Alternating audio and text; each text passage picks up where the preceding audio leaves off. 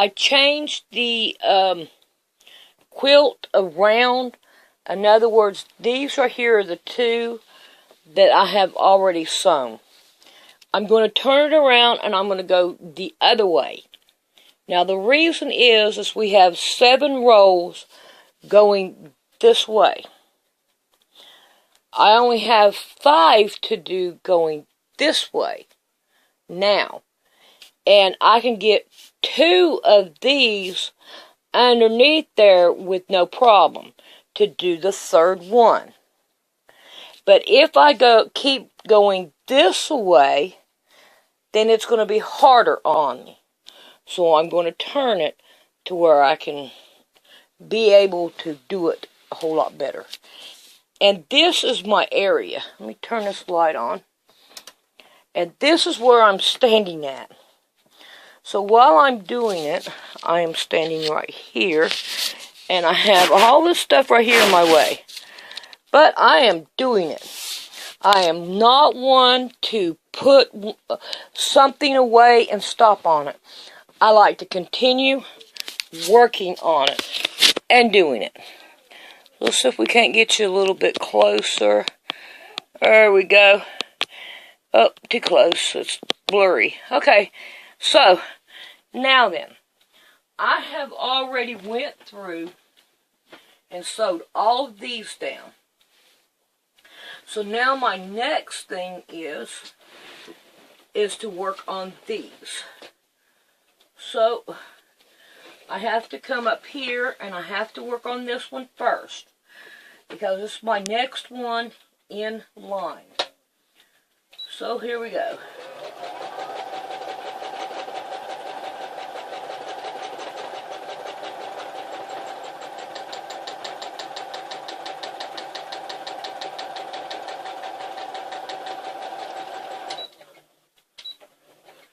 All right.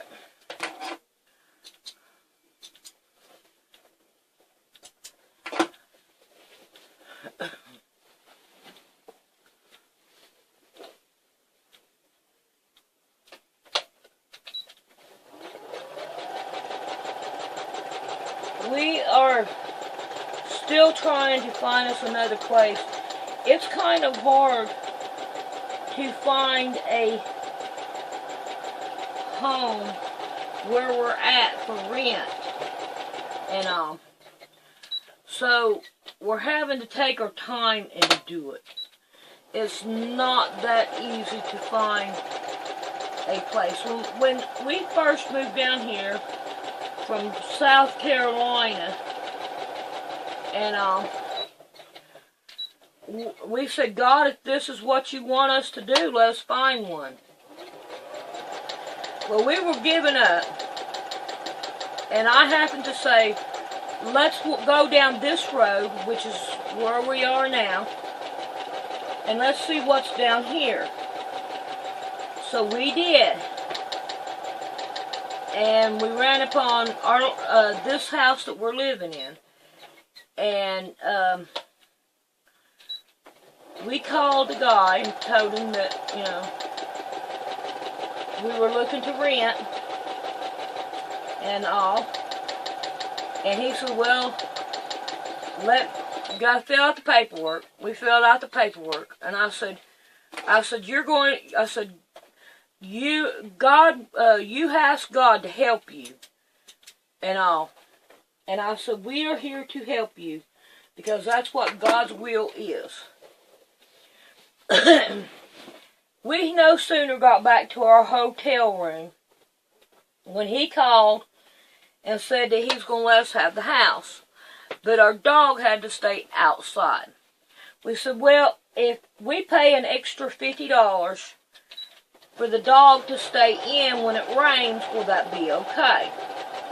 And he said, yeah, but it won't be refundable. We're like, we don't care. As long as our dog can come in when it rains. Because he's scared of the thunder and lightning. You know, dogs used to not be that way. And now they are. Kind of weird how life just keeps on happening and things keep on changing and everything. But that's just the way that it goes. But I have, when we moved in here, the family that was here before us, I guess, I don't know what happened, but our bedroom, my bedroom, I mean, it stunk. We found out that the couple that lived here got pissed off at him because he had the house up for sale, and they were having to leave the house to show the house, and they pissed all over everything in there. So the carpet was absolutely burnt. So I changed the carpet. I put in a sidewalk out there, and I've done, like, put screen door on, painted the walls, you know, and done some other things around this house. The stove went out. Instead of calling him and telling him the stove went out, we just went and bought one and put one in. It was a used one, so. But when we go to leave, we're not going to take it with us. We're just going to leave it. And if we have to have another one, we'll buy another one. We'll let him have this one. He is a great landlord. We've had his family come and live, and we've had my family come and live. I have forgot to put the middle one in here. I need to do that so I can put it on there. So let's get this right here going here. Let's see what we can do about putting one in there so I can see what I'm doing here. But he doesn't say anything. I pay my rent on the 1st of the month, every month. I've only been late one time. I was out of town, and my mother had the check here to pay the rent. And she just forgot to call him and tell him that she had it. So we called her and told her, hey, you got to pay the rent today. Landlord's calling us and he shouldn't be doing that. And she paid the rent. But other than that, everything is okay. And there was one time he went to Jerusalem. He had himself a good time. His sister, I think it was, came by, picked it up, and sent it to him, I guess. But everything was A-okay from there. We had no problems whatsoever. He is a very good landlord. I hate to leave him and move, but the way things are right now, I need to. I need to move from here and get a bigger place, so I'm going to keep up with Emmy. And it don't look like Mom's going to. And Mom's not going to pay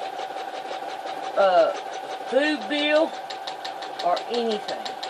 I'm going to tell you, it's hard. Me and Rick can make it on what we make, what me and Rick make. But not with Emmy. We can't. We can't do it. It's too hard. Our light bill's backed now. We're in a hole with it. And the water bill has went up. I mean, the other people, they didn't help too much. But what little bit they did help, they helped. You know, what they could. So I told them mostly I want them to get a place of their own and move out of my house. And some of them helped, and some of them just absolutely refused to do anything. It's been a hard road and hard process, but I'm gonna tell you, my yanging is way, way, way worse than Rick's yanging, and I am one to tell you that it is. Well, we are just about done with this row. And I'm happy with that. And this is turning out pretty good. Yes. Alright, make sure it's down. I'm jabbing my jaws, and I'm just going with the flow. So. But God always provides. Old Mother Hubbard's cupboard's been bare, and God has always seen us through with something. My mom gave us money today, and $50. And buddy, the $50 is teetotally gone real quick. You cannot buy a lot of groceries with $50. There's just no way.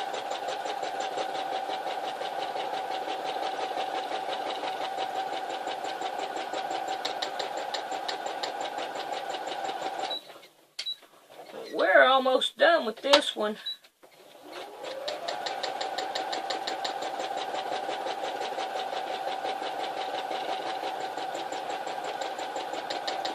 I'm happy with it. We are doing good.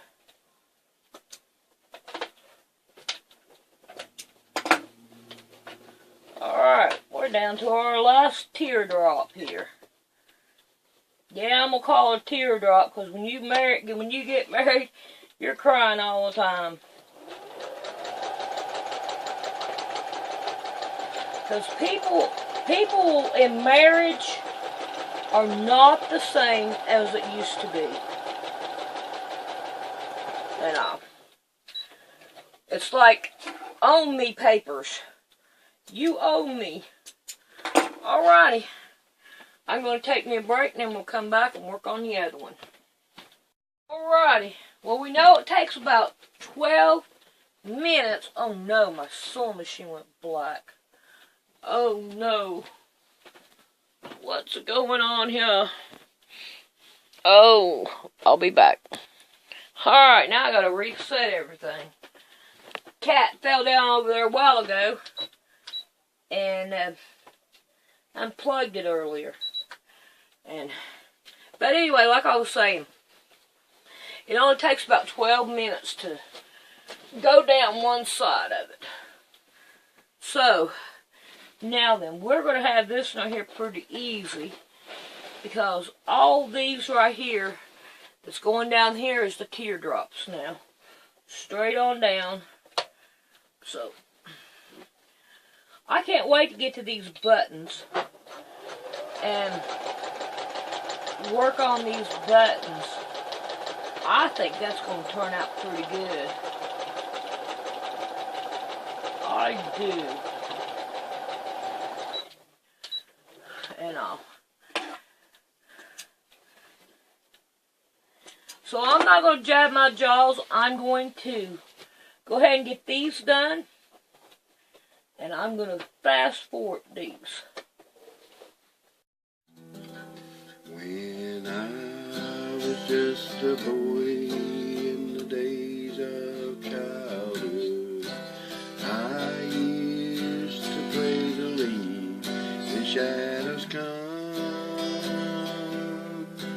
Then winding down an old familiar pathway, I heard my mother call. It said, "Oh, son, come home, it's supper time." The shadows lengthen fast. Come home, supper time. We're going home at last. Some of the fondest memories of my childhood are woven around supper time. When Mama used to call out from the back steps to the old home place, "Come on home, son. It's supper time." Oh, how I'd love to hear those words once more. But you know, for me, time is woven in the realization of the truth that's even more thrilling. That's when the call comes from the portals of glory to come on home. It's supper time. In visions now I see her standing on dirt, and the familiar voice I hear once more. The banquet table's ready up in heaven. It's supper time upon the golden shore. I don't know what I'm going to rant about this time, but I know it's only going to take a few minutes to do these, about 12 minutes, so hopefully something will come out of it. And we can go on. Oh no. I need some Alka-Pucky up here. Because this is not going to work if it's pulling me off.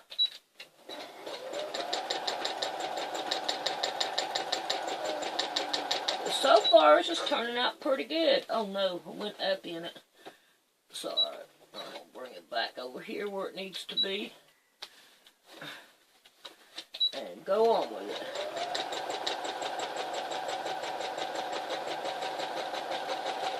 And they're turning out pretty good. I'm pretty happy with them. I mean, it's better than just going on the outline of it and all. So, and it seems like it's going a little bit more faster going this way.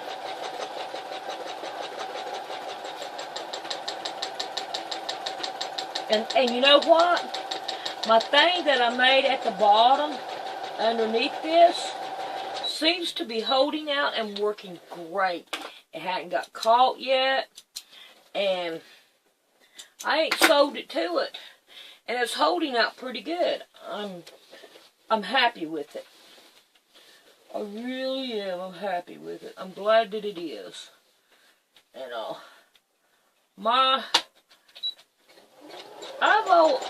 I guess I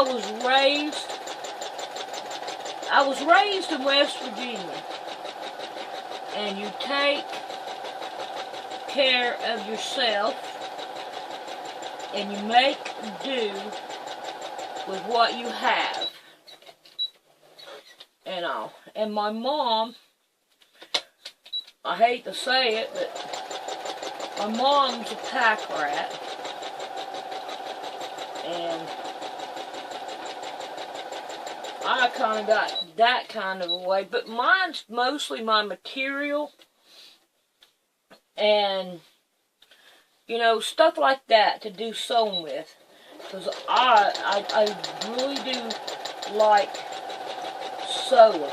I remember growing up, my mom, when we lived in Delbarton, you know, they had a theater there in Delbarton. And, no, wait a minute, it was in Williamson. They had a theater in Williamson. Delbarton's theater was closed down. But Dad said he can remember going to it when he was a boy. But my mom did all the upholstery on the seats there. Boy, I remember that growing up. I think I was like 12, and we had a place we go to, like the Blue Hole. And whoa, something's right here. It's feeling No, that's right. And we would have to go and down some tracks, some railroad tracks. I got really good at going down railroad tracks. And one day, I took off on the railroad tracks running on the rails. I fell off the rails. And I had to go have stitches. Boy, I remember that. This woman, she's my second mom, when you call her. Name's Barbara Gallion. And it was time for me to get my stitches taken out. My mom took my stitches out. And the whole time that I had the stitches in my knee, I was told not to bend my knee, because it would take the stitches out. So I got so used to not taking bending my knee, it was hard to bend my knee. And I remember her coming up behind me and kicking my knee and making me bend my knee. She would do that. She said, look, if you don't start doing that, you will have a problem the rest of your life. So I listened to her, and I started walking and bending my knee. Boy, it was hard to do, but I did it. But she's gone now. She used to take care of, it would be my dad's cousin, Mom and Dad. They're gone now.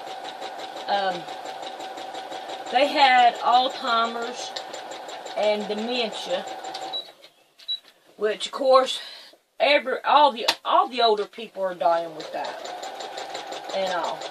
And 9 chances out of 10, me and you are going to die with it too, because of the chemtrails and all the garbage that they keep putting in our food and all. I mean, I remember back in the 70s, when they had it on the news, that they were going to start incorporating pesticide into the food. And my dad said, well, that right there would help things out a whole lot. We wouldn't have to worry about putting, having bugs all over the food and all. And I didn't know any better.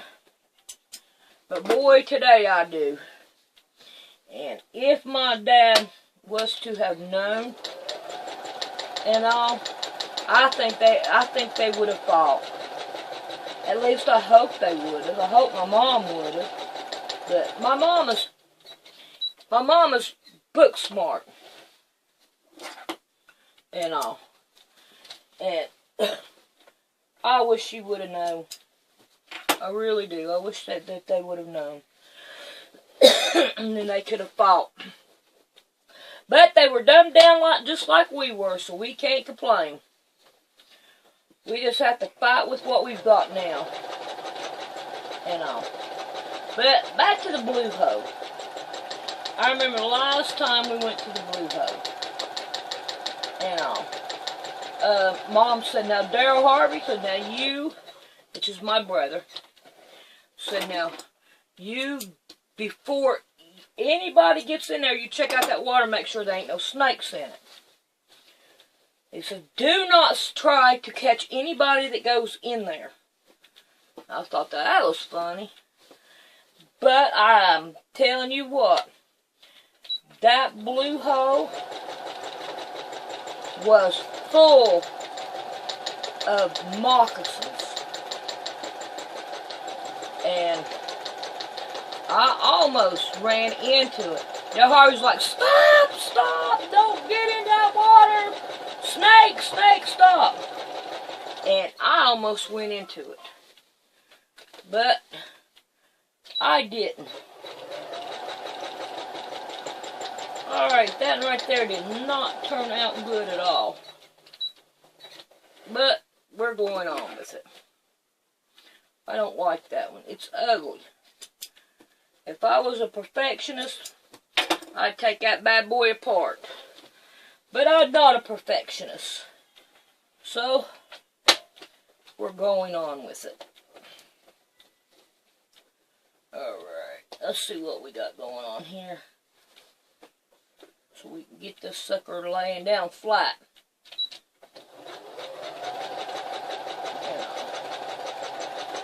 Looks like we're done with this one. So, I'm going to end this tutorial here. I'm going to start another one on the other side. Dun dun dun dun. I don't like the way that turned out. You got a bulky right there. But let's look at this side real quick. Let me lay it out here. And we'll bring you over here and let you look at it.